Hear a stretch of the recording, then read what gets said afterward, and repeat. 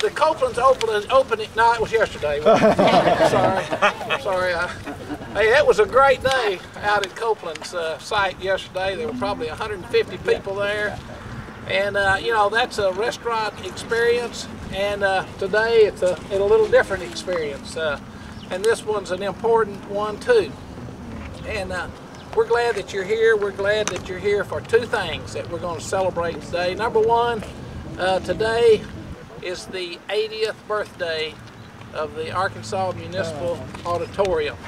That part of the building, that's the center there, and City Hall over there on the other side, is 80 years old today. Of course, the fire station's been there a long time, but and it, in its present form, opened 80 years ago today, but it was there as early as 1912. So we're here for a birthday celebration.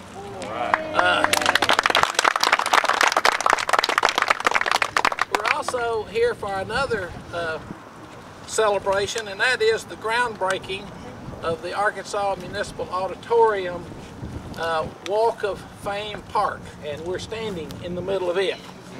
6 or 8 months from now, it'll be different than what you see it now, and I'll have a little more detail about it.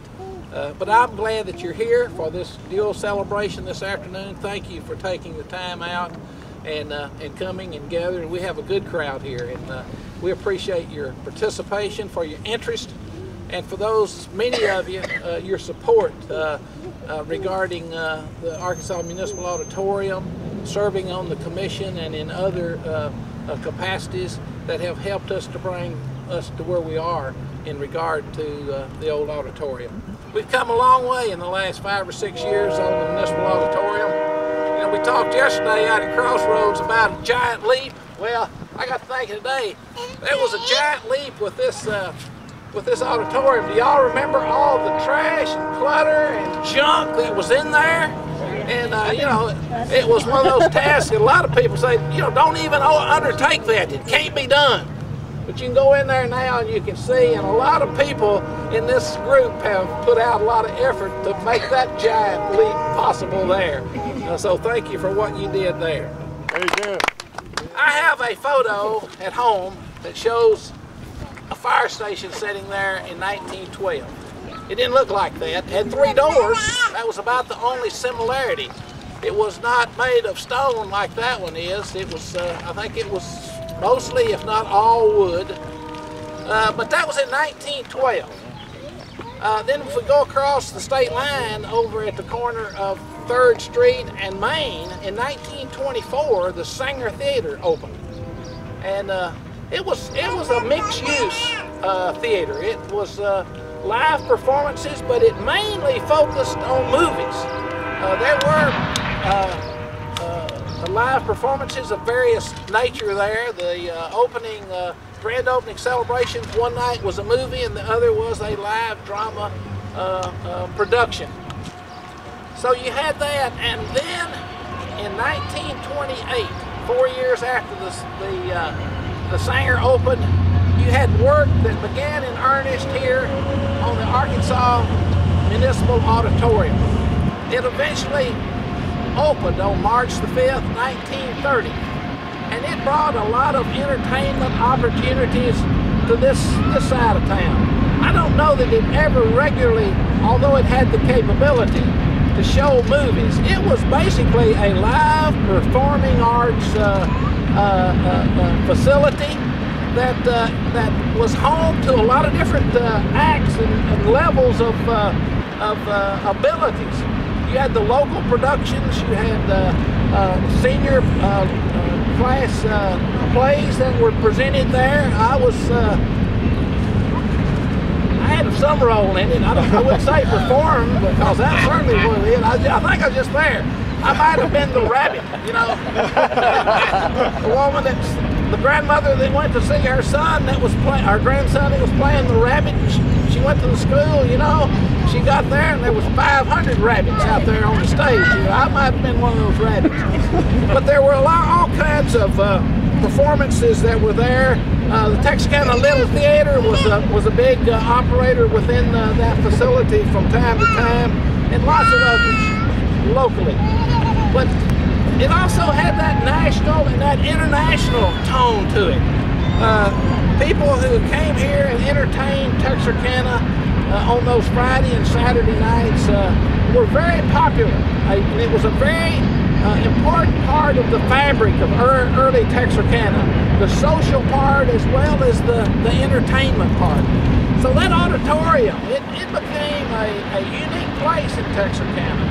And even though Texarkana was widely known for entertainment, the Arkansas Municipal Auditorium had a very special role in Texarkana in what it offered in regard to entertainment. So those people like Louis Armstrong came along, and Fats Domino, and Johnny Cash, and Hank Snow, and Roy Acuff. Now, if you're under 40, you might be hearing these names you've never heard. But trust me, they were big entertainers. And there was a lady named Lois Towles, an Afro-American of the 1950s, who was a very acclaimed individual internationally.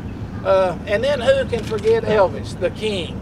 He was here in 1954 and 55, probably 6 times according to the record. And I think I saw about 4 of those performances. My mother and my aunt would bring several of us cousins down here, and we'd see Elvis, and we knew then, even though he was a warm-up act to all the other big names at that time, we knew that he was a special individual. So the AMA offered much entertainment to our city, and again was a vital part of our community. And so today we gather to say happy birthday, Arkansas Municipal Auditorium. And a little later on, after we dismiss here, there's going to be a birthday party over at Hopkins Ice House, and I'll say a little bit more about that later. Today we also come probably the focus of really what we're here, even though we chose the birthday date to do this, and that is to celebrate the groundbreaking of the Arkansas Municipal Auditorium Walk of Fame Park. I'd like to refer to this graphic back here. This is what the park is going to be like. We're standing right in here someplace. But this park is being built, and it'll have grass, and it'll have trees, and it'll have sidewalks down the edges of the street and even out in the middle of the park itself. It'll have benches, and it'll have lights, and it'll have hopefully several pieces of public art that'll be unique to our city and that will stand out, that will be an attraction within itself. And it'll have a plaque somewhere right over in this area that will be built from some of the old bricks that were salvaged out of the Westbrook and the part of the old livery stable building that was only torn down within the last year or so. And on that brick wall there will be a plaque that will present some of the history of these buildings adjacent here, the AMA and the City Hall, the fire department, and talk about the Westbrook building that sat here and the livery stable that sat over there that served dual purposes at one time, a place, a home for the horses that pulled those early horse-drawn pumper trucks, and also served as a place for people going through town on horseback to have a place for their horses and livestock to spend the night and to take water and feed on them. So we'll have that. And then we'll also, in keeping with the Walk of Fame, the name of the Walk of Fame Park, we will each year, and a lot of this is to be determined, and if you have ideas, bring them forward. But each year what we want to do is do some sort of memorial to some of those great names of people that frequented the Arkansas Municipal Auditorium and entertained Texarkanians in those decades long past.